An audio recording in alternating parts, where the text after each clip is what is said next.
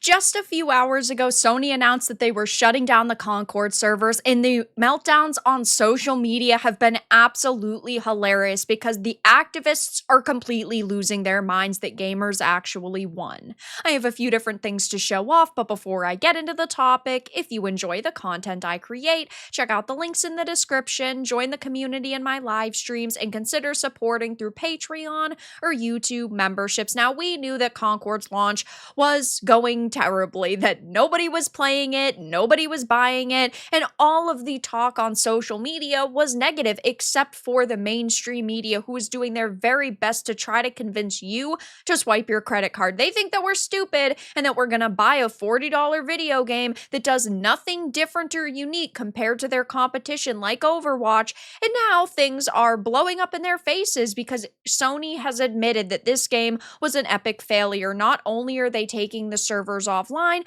but they are going to be refunding people, which I do think is a good decision. I think that it is smart of them to refund, and I know some people have said, well, isn't that going to be bad for them? Sony's the largest company within the gaming industry, and they only made $1 million on this game. That's chump change to them. They really don't care about having to refund people $1 million. But now, of course, activists are freaking out online over this, from Bloomberg's Jason Schreier to, Kotaku's Alyssa Mercante.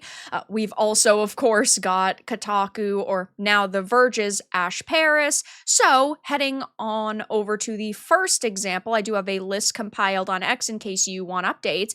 But Christopher Dring, who is gamesindustry.biz, said, "Dear fanboys, when a game on the console you don't own doesn't do very well, whether it's Concord or Hellblade or NES World Championships, it's not a win for you. Nobody won." And I said, "Dear activists, when a game doesn't do very well, whether it's Concord or Suicide Squad Kill the Justice League, because it's got so many problems like clunky gameplay, awful character designs, cringe backstories, and outdated monetization systems, then it's abandoned. It's a win for us. Gamers won," because they refuse to admit that gamers have won. People are learning to speak with their wallets and take to social media and voice how unhappy they are with decisions and really poorly executed products, and they cannot stand that because it means less people are going to their websites, less people are agreeing with them, and people are actually voicing how unhappy they are, and it's making a difference. They want to be the ones with the control. They don't want us to be able to speak our minds and for us to be able to make a difference. They want certain games to succeed, others to fail, like Hogwarts Legacy, Stellar Blade, Black Myth Wukong, and it's not working out for them. But of course, the meltdowns are already spectacular. The cope and seeth has already begun. Jason Schreier had written a couple of posts saying, "Wild news, PlayStation's new game Concord has performed so poorly that the company is pulling it from stores and refunding anyone who bought it." It's really not wild news, because at the end of the day, when you saw less than 700 people playing it concurrently on Steam, average 2 weeks after launch being 100 to 200, if they even could muster those numbers, it really wasn't wild. He also continued by saying, "Every time a live service game with no hook or strong word of mouth fails to penetrate an oversaturated market, the most annoying people on the planet will be there to blame diversity. People like him refuse to admit the facts, and those facts are that, yes, DEI does kill games. Sweet Baby Inks, Black Girl Gamers, narrative consultation companies do affect the sales of games, and there are certain games that do fail because people will not give them a chance because they have been so infested. Yeah, there are games that fail that are just genuinely bad experiences, but we say, oh yeah, by the way, this is just a really bad game. Yes, though, there are titles that do fail because, not just because diversity, but because of forced DEI.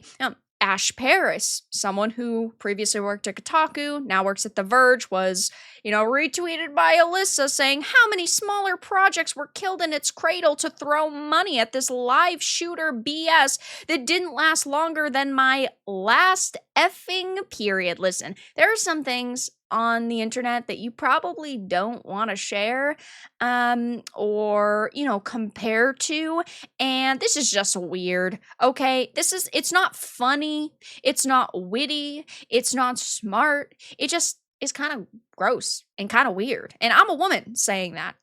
People really, really need to filter themselves a little bit. Khalif Adams had said, I just absolutely hate that Shuds will take this as a win and it will embolden them to be even worse. I hate it so much.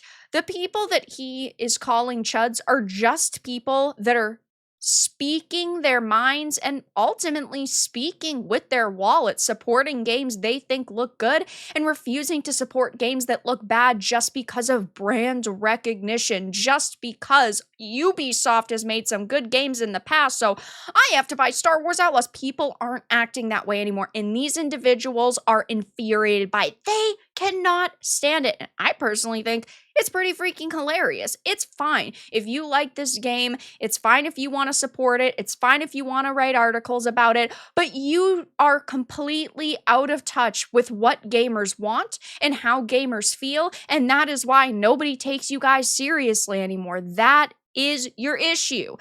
They just call us chuds because they can't come up with any sort of intellectual argument. All they can do is throw insults around. And yes, this is a massive win for gamers, and it will embolden people to continue to speak their minds and speak with their wallets. And that shouldn't be a negative thing, but it is, because individuals like this don't want us to have any sort of power or any sort of control. They want to control the market. They want to control what games do good and which games fail, and people don't take them seriously anymore. And I do not think that this is going to be the last of what journos have to say. This is just the beginning, because it's only been a few hours since PlayStation announced that these servers were going to be shut down. I think it's going to get a heck of a lot more hilarious. So I will be keeping my eye out for other journos and activists who are freaking out over the server closures. If they continue to try to cope and ultimately seethe by attacking gamers, saying, you guys are terrible people, simply for criticizing a game and simply for not purchasing a game. Keep in mind, guys, rules for thee, but not for me. It's okay when they don't buy games like Hogwarts Legacy or Stellar Blade, but it's not okay that we don't purchase games like Star Wars Outlaws or Assassin's Creed Shadows or Concord and Dustborn and Flintlock. It's okay when they do it, but it's not okay when we do it. So I'll be keeping my eye on this situation. I think we're going to see a slew of articles over the next few days melting down and continuing to attack gamers, but for now, that's all that I really had to discuss in this video. Let everyone know your thoughts in the comments below. If you enjoyed this, give it a like, and if you didn't, give it a dislike. I appreciate your support either way, but I will talk to you all again in the next video really soon.